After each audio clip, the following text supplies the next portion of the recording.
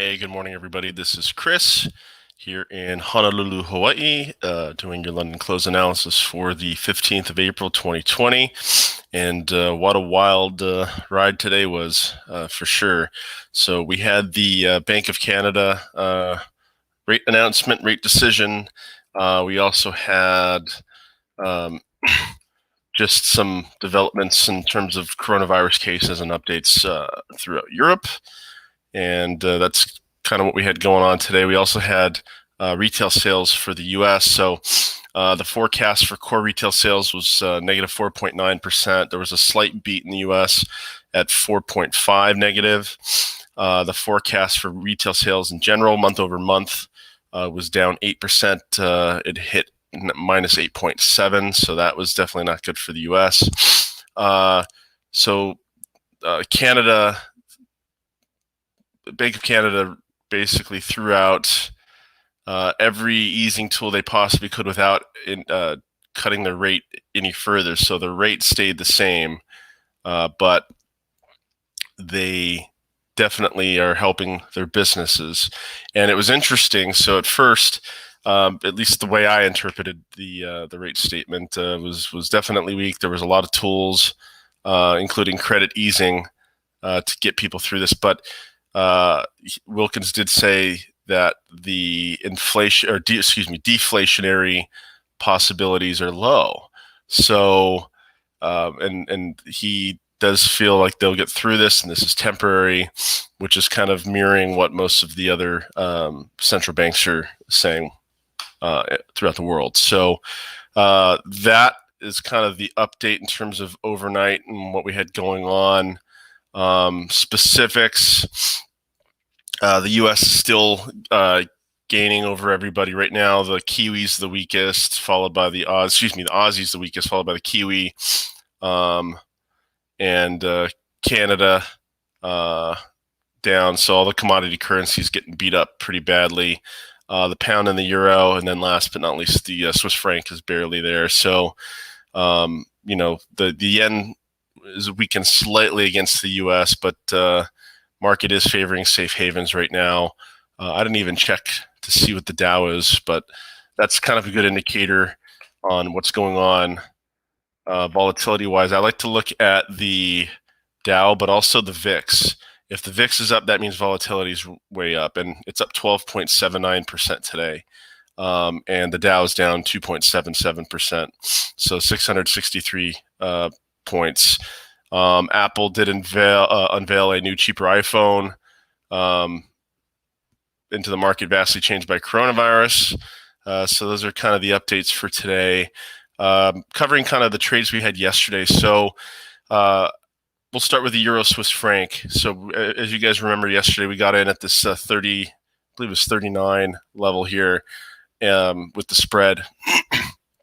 And it went up here and it kind of stayed throughout the market close and even throughout early Asia. So actually I got out of it at 48. So it wasn't quite the reward to risk that I wanted, but you could kind of see this thing was going nowhere. And it, in my experience, when you're trading the London close, you're basically trading the retracement up. So if you have a large move, you're kind of counter trend trading on this. So how I look at the markets is not typical. I'm not looking for a long trend. I'm looking for something where a pair has moved a distance that fundamentally it probably shouldn't have moved that far. And that's kind of what I'm looking at. So with that, I'm able to take moves from the market, but sometimes it doesn't always play out, obviously, throughout the next day.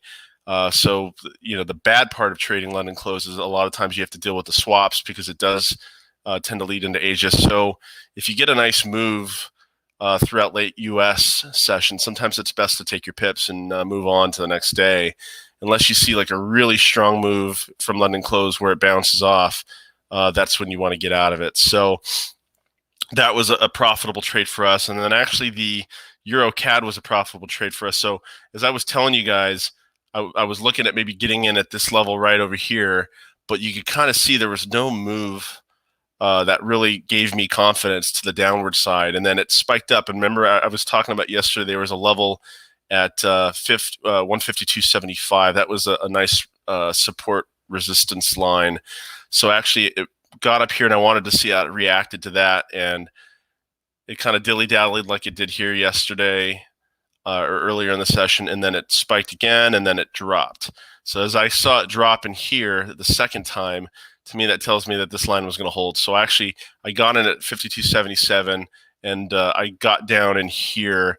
I got out of this because I wasn't about to hold this trade going into the Bank of Canada the next day. So both of the trades were profitable today or for yesterday. So as you can see, thankfully I did not hold because both of these would have been stopped out. So that's where just time in the market will give you, a better feel for what is price action doing. Because, once again, you put your hypothesis together. You're looking at technicals. What are the levels you're looking at? Sentiment wise, what supports it. But you've also got to be future thinking. And that's what's so interesting to me, at least personally, about the markets is, it's not just about what you see. You kind of have to anticipate what's going to be going on in the future, and you have to take these things into account. Because once again, if you just traded, let's take the EuroCAD, if you just traded technicals, pure technicals, you would have gotten crushed because Bank of Canada, in my experience, even if the Bank of Canada statement was better than anticipated, volatility-wise, it probably would have spiked you out with investors going both ways for a short time. So you probably would have gotten spiked out either way. Even with maybe just with the spread increase during that rate time. So those are things you all want to take into account when you're trading like this. Unless you're holding long term where you have 200-300 pip stops. But right now with the way the market's going, for me, I find it easier to kind of jump in, jump out. So those are the two trades for yesterday. There's one trade I want to talk about today, and this is an interesting one. And this is the Aussie Kiwi. So as you can see here, there's a nice level of support become resistance. And if you look at even a larger time frame, you can see this thing has gone from the 1.00 figure to 1.05, and at 1.0550 you can see it's really stalling.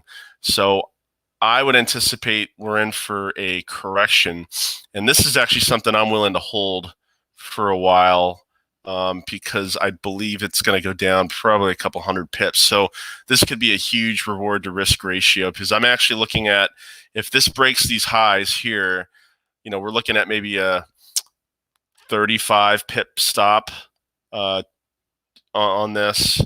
But when you look at, no, I don't want that. That is a nice level though. I want to see when you look at the volume for the fixed range, this is what I want to see. Yeah, you can see it's the same. So I'm anticipating, so this is where most of the buying got in, but you can kind of see it starts ramping up maybe about here. I would even go down to here. So maybe 103.50. So we're looking at, a 5 or 6 to 1 ratio here. I'd be looking at maybe 103.55 to 103.60, maybe 103.60. I think that'd be a safer bet right before the volume starts building up. But I think this could be a really, really nice trade. So we're going to get in. Well, technically, I got in right before this. So we're in at 103.50, actually 105.52. But I would still say, once again, if you get in right now, you're looking at a very nice reward to risk. And this is something, like I said, I would hold. So we're at 105.52. Take profit. We'll do 103.60, and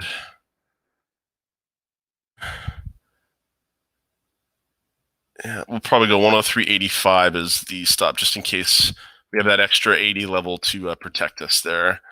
So if you look at, it's a 5.88 to 1 reward to risk on this. So it's a very nice level. And like I said, I don't think the Aussie's particularly stronger than the Kiwi. So this huge move up, to me, kind of shows real promise here. And then the other thing that really encourages me is you can kind of see this level right here, okay, and it was broken pretty strongly on on a 30-minute chart. So to me, that's very, very nice. It's bouncing back up to here, and I think what this is it's bigger players kind of weeding out what they call soft positions. But from there, I don't see this thing going up. It might break this level here just as kind of a last little, get in their heads and get that extra last little bit of liquidity. But I don't anticipate it breaking this at 105.71. You can see it tried once, it tried twice, and it's not working. And each time it's going lower. So, like I said, good move for today. And to me, this is kind of a safer play in relation to what's going on in the markets right now with volatility, because right now it's super risk off, and then the next day it's super risk on, depending on the coronavirus update. So you can't really get a feel for it if you want to do longer term. But this one here, to me, is a safer bet, and it's more based in fundamentals and technicals too. So, and I don't see either of these being swayed as much with coronavirus as any other pair. So that's what we have going on for today. And like I said, this should take us a few days to play out here. So we'll update you on that one daily. So other than that, hey, it's the middle of April. I think in Hawaii here, we've got 2 more weeks of coronavirus lockdown. I don't know if you would call it a crazy lockdown, because I've been still be able to go to the beach. I don't know what I would do if I was living up in like the Northeast and couldn't do it. And just so you guys are aware, for those of you in the U.S., I did live on the East Coast for a year in Pittsburgh. So I'm aware of those winters, man. And I know right now it's starting to warm up a little bit. So my heart goes out to you there. But yeah, definitely no place like Hawaii, especially with the lockdown. This is a great place to live. The only other thing I want to share with you that was pretty funny was I did watch Trump's coronavirus update yesterday. It's becoming. I mean, it's so sad. If this was on Saturday Night Live, I would believe it's a sketch. But now it's this is the leader of the free world, and he's so concerned about being liked and being shown that he's right and he's great. I don't even know why they're updating us daily with these things. It's kind of a waste of time, in my opinion. But it was interesting. You could see the social distancing. They decided to do it outside on the lawn yesterday. But he ran it on about how he decided to close down to excuse me. He decided to close down to China about like 100 times, and how the Democrats, they didn't want to close it down, and they were wrong and he was right, and we're doing such a great job, and oh my gosh, it was a tirade. And like I said, it's entertaining, it's fun to watch, but I don't think the markets take them seriously anymore. I don't think anyone takes them seriously. But the bad part about this is, we have a candidate in Joe Biden that doesn't seem like he can kind of carry himself. It seems like he's just, he's a little past his prime. We'll say it that way.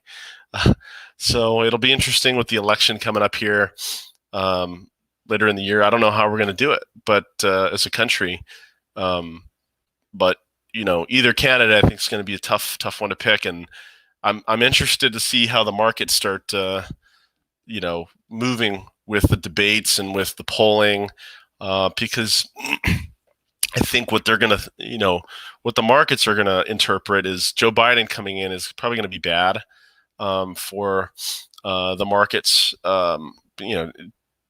Generally Democrats are kind of perceived as not as good for the markets. Where Trump, I think, is stronger on trade, stronger on the economy, and I think he'll be perceived as stronger. So if he's looking good, the markets will move up. If Biden looks like he's in the lead, the market's going to go down. So that's kind of what I would think. But